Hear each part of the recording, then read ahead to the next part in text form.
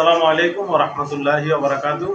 আমি Mohammad Zakaria Munshi, Chhagalnaiya model school and college থেকে আজকে আমরা দশম শ্রেণীর বিজ্ঞান বিষয় নিয়ে এসেছি।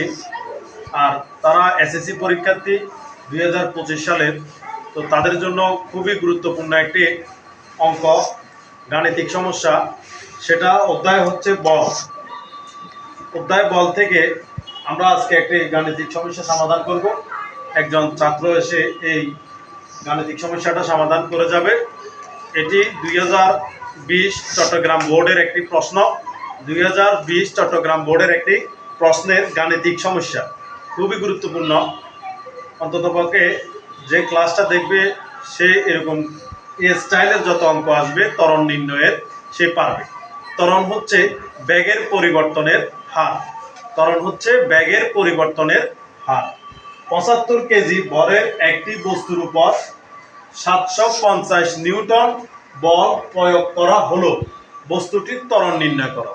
বস্তুটির ত্বরণ নির্ণয় করতে আসবে আমাদের ছাত্র এই স্বপ্নী।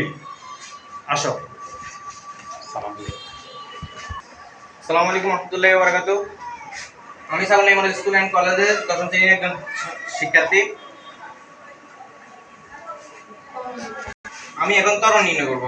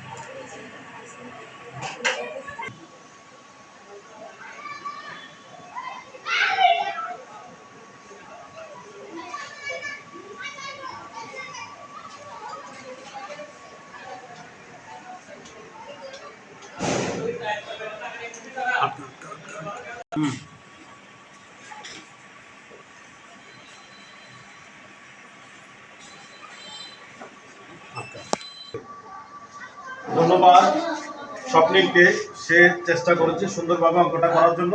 যাও, এখানে দেওয়া আছে এম। এম সমান হচ্ছে ভর।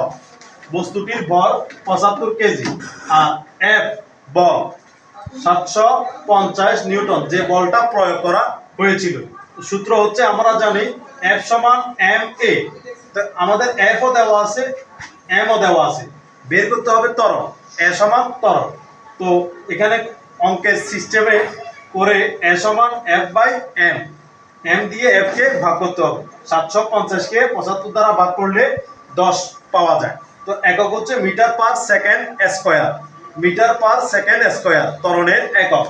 এ সমান 10 মিটার পার সেকেন্ড স্কয়ার। ধন্যবাদ সবাইকে। আসসালামু আলাইকুম ওয়া রাহমাতুল্লাহি ওয়া বারাকাতুহু।